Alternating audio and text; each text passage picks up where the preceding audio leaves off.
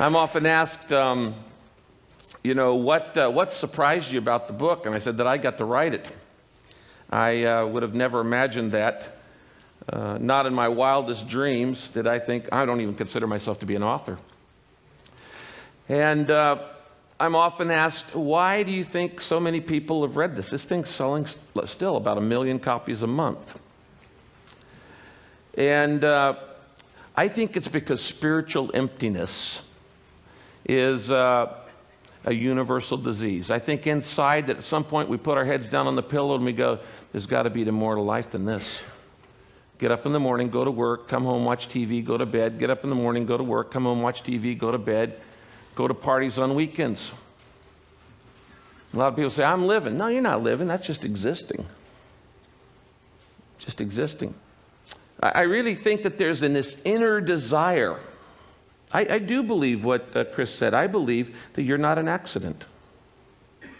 Your parents may not have planned you, but I believe God did. I think they're accidental parents. There's no doubt about that. I don't think they're accidental kids. And I think you matter. I think you matter to God. I think you matter to history. I think you matter to this universe. And I think that the difference between what I call the survival level of living, the success level of living, and the significance level of living is, do you figure out what on earth am I here for? I meet a lot of people who are very smart and say, but why can't I figure out my problems? And I meet a lot of people who are very successful who say, why don't I feel more fulfilled? Why do I feel like a fake? Why do I feel like I've got to pretend that I'm more than I really am? I think that comes down to this issue of meaning, of significance, of purpose. I think it comes down to this issue of, why am I here? What am I here for?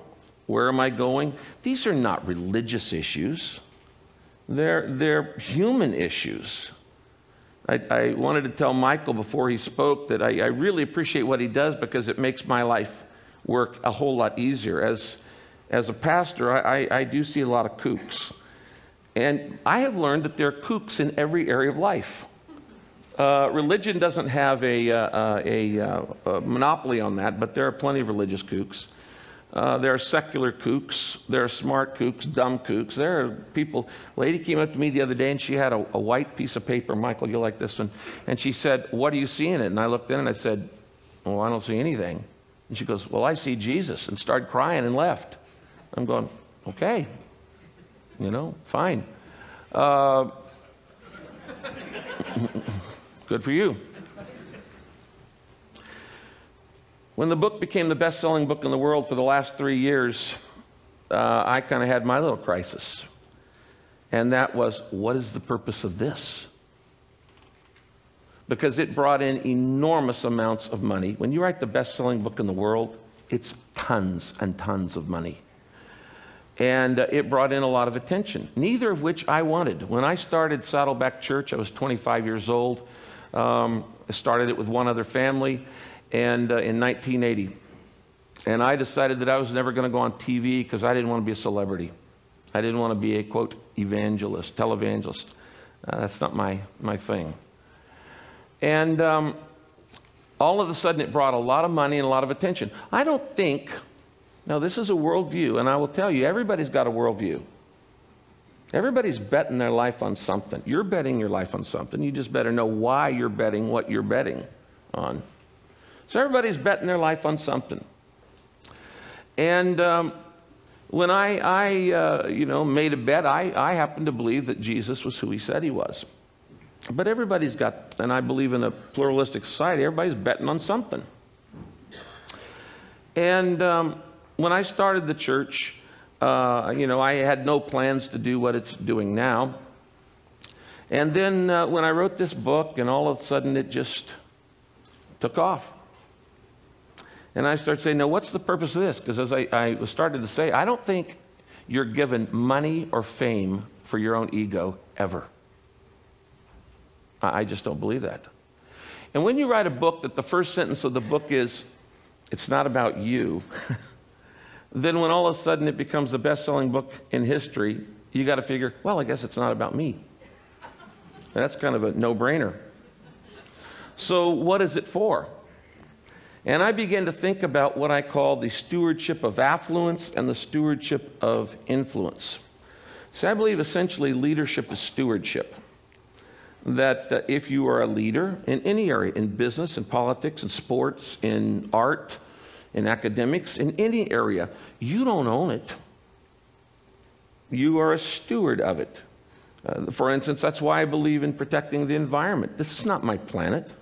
It wasn't mine before I was born. It's not going to be mine after I die. I'm just here for 80 years, and that's it. I was debating the other day on a talk show, and a guy was challenging me and go, what's a pastor doing on protecting the environment? And I asked this guy, I said, well, do you believe that human beings are responsible to make the world a little bit better place for the next generation? Do you think we have a stewardship here to take the environment seriously? And he said, no. I said, no, you don't. I said, let me make this clear again. Do you believe that as human beings, I'm not talking about religion, do you believe that as human beings it is our responsibility to take care of this planet and make it just a little bit better for the next generation? And he said, no, not any more than any other species. When he said the word species, he was revealing his worldview. And he was saying, I'm no more responsible to take care of this environment than a duck is. Well, now, I know a lot of times we act like ducks, but you're not a duck. You're not a duck. And you are responsible. That's my worldview. And so you need to understand what your world is, the worldview is. The problem is most people never really think it through. They never really codify it or qualify it or quantify it and say, this is what I believe and this is why I believe what I believe. I don't personally have enough faith to be an atheist. But you may. You may. Your worldview, though, does determine everything else in your life because it determines your decisions, it determines your relationships, it determines your level of confidence, it determines really everything in your life. What we believe, obviously, and you know this, determines our behavior, and our behavior determines what we become in life. So all of this money started pouring in, and all of this fame started pouring in, and I'm going, what do I do with this? My wife and I first made 5 decisions on what to do with the money. We said, first, we're not going to use it on ourselves. I didn't go out and buy a bigger house. I don't own a guest house. I still drive the same 4-year-old Ford that I've driven. We just said we're not going to use it on us. The second thing was I stopped taking a salary from the church that I pastor. Third thing is I added up all that the church had paid me over the last 25 years, and I gave it back.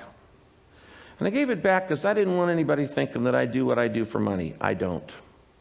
In fact, personally, I've never met a priest or a pastor or a minister who does it for money. I know that's the stereotype. I've never met one of them.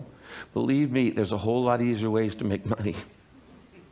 Pastors are like on 24 hours a day call. They're like doctors. I left late today. I'd hoped to be here yesterday because my father-in-law is in his last probably 48 hours before he dies of cancer. And I'm watching a guy who's lived his life. He's now in his mid-80s. And he's dying with peace. You know, the test of your worldview is not how you act in the good times. The test of your worldview is how you act at the funeral.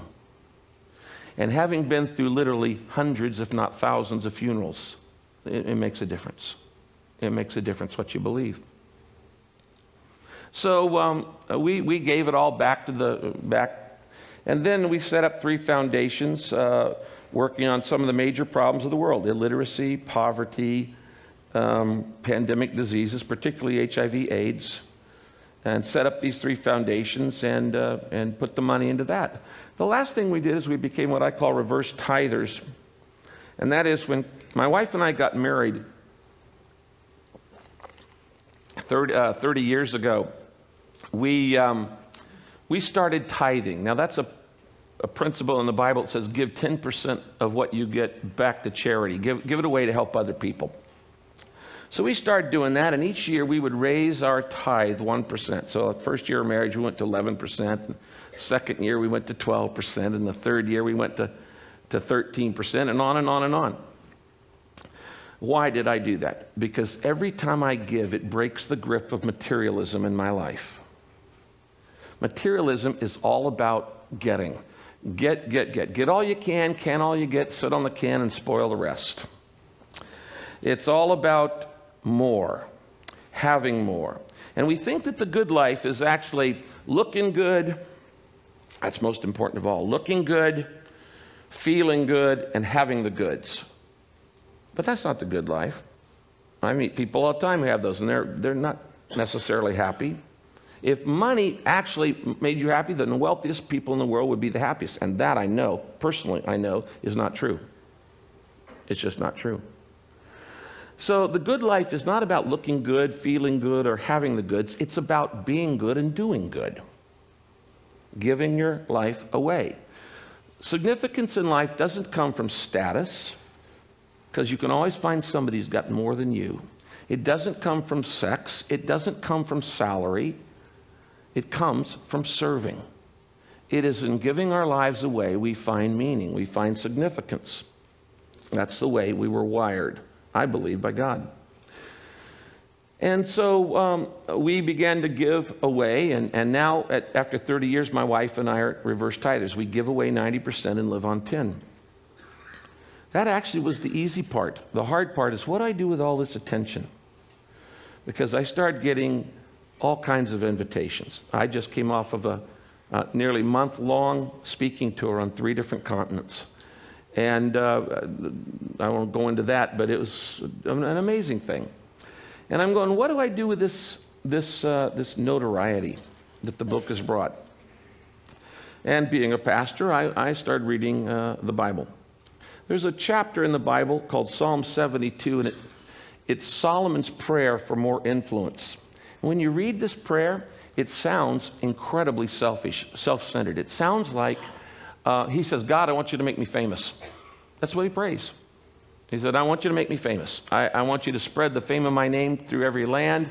I want you to give me power. I want you to make me famous. I want you to give me influence. And it just sounds like the most egotistical request you could make if you were going to pray. Until you read the whole psalm, the whole chapter. And then he says, so that the king, he was the king of Israel at that time, at its apex in power, so that the king may care for the widow and orphan, support the oppressed, defend the defenseless, care for the sick, assist the poor, speak up for the foreigner, those in prison. Basically, he's talking about all the marginalized in society. And as I read that, I looked at it and I thought, you know, what this is saying is that the purpose of influence is to speak up for those who have no influence. The purpose of influence is not to build your ego or your net worth. And by the way, your net worth is not the same thing as your self-worth. Your value is not based on your valuables. It's based on a whole different set of things. And so the purpose of influence is to speak up for those who have no influence. And I had to admit, I can't think of the last time I thought of widows and orphans. They're not on my radar. I pastor a church in one of the most affluent areas of America. There are a bunch of gated communities. I have a church full of CEOs and scientists. And I could go 5 years and never, ever see a homeless person. They're just not in my pathway. Now they're 13 miles up the road in Santa Ana. So I had to say, okay, I will use whatever affluence and whatever influence I've got to help those who don't have either of those. You know, there's a story in the Bible about Moses. Whether you believe it's true or not really doesn't matter to me. But Moses, if you saw the movie The Ten Commandments, Moses goes out and there's this burning bush and God talks to him and God says, Moses, what's in your hand? I think that's one of the most important questions you'll ever be asked. What's in your hand? Moses says, it's a staff. It's a shepherd's staff. And God says, throw it down. And if you saw the movie, you know, he throws it down and it becomes a snake. And Moses, and then God says, pick it up. And he picks it back up again and it becomes a staff again. Now I'm reading this thing and I'm going, what is that all about? Okay, what's that all about? Well, I do know a couple things. Number one, God never does a miracle to show off. It's not just, wow, isn't that cool? And by the way, my God doesn't have to show up on cheese bread. And if God's going to show up, you know, he's not going to show up on cheese bread. Okay? This is why I love what Michael does, because it's like, okay, if he's debunking it, then I don't have to. But my God doesn't show up on sprinkler images. He got a few more powerful ways than that to do whatever he wants to do. But he doesn't do miracles just show off. Second thing is, if God ever asks you a question, he already knows the answer. Obviously, if he's God, then that would mean that when he asks the question, it's for your benefit, not his. So he's going, what's in your hand? Now, what was in Moses' hand? Well, he was a shepherd's staff. Now, follow me on this. This staff represented three things about Moses' life. First, it represented his identity. He was a shepherd. It's the symbol of his own occupation. I am a shepherd. It's a symbol of his identity, his career, his job. Second, it's a symbol of not only his identity, it's a symbol of his income, because all of his assets are tied up in sheep. In those days, nobody had bank accounts or American Express cards or hedge funds. Your assets are tied up in your flocks.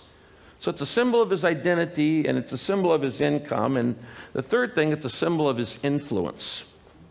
What do you do with a shepherd staff? Well, you know, you move sheep from point A to point B with it, by hook or by crook. You pull them or you poke them, one or the other. So he's saying, you're going to lay down your identity. What's in your hand? You've got identity, you've got income, you've got influence. What's in your hand? And he said, if you lay it down, I'll make it come alive. I'll do some things you could never imagine possible. And if you've watched that movie, Ten Commandments, all of those big miracles that happen in Egypt are done through this staff. Last year, I was invited to speak at NBA All-Stars game. And so I'm talking to the players, and because most of the NBA teams, NFL teams, and all the other teams have done this 40 Days of Purpose based on the book. And I asked them, I said, what's in your hand? I said, what's in your hand? I said, it's a basketball. And that basketball represents your identity, who you are. You're an NBA player. It represents your income. You're making a lot of money off that little ball. And it represents your influence. And even though you're only going to be in the NBA for a few years, you're going to be an NBA player the rest of your life. And that gives with you enormous influence. So what are you going to do with what you've been given? And I guess that's the main reason I came up here today to all of you very bright people at TED, is to say, what's in your hand? What do you have that you've been given? Talent, background, education, freedom, networks, opportunities, wealth, ideas, creativity. What are you doing with what you've been given? That to me is the primary question about life. That to me is what being purpose-driven is all about. In the book, I talk about how you're wired to do certain things. You're shaped with little acrostic: spiritual gifts, heart, ability, personality, and experiences. These things shape you. And if you want to know what you ought to be doing with your life, you need to look at your shape. What am I wired to do? Why would God wire you to do something and then have you do it? If you're wired to be an anthropologist, you be an anthropologist. If you're wired to be an underseas explorer, you be an underseas explorer. If you're wired to make deals, you make deals. If you're wired to paint, you paint. Did you know that God smiles when you be you? When my kids are little, they're all grown now, I have grandkids. I used to go in and sit on the side of their bed, and I used to watch my kids sleep. And I just watched their little bodies rise and lower, rise and lower. And I would look at them and go, this is not an accident. Rise and lower. And I got joy out of just watching them sleep.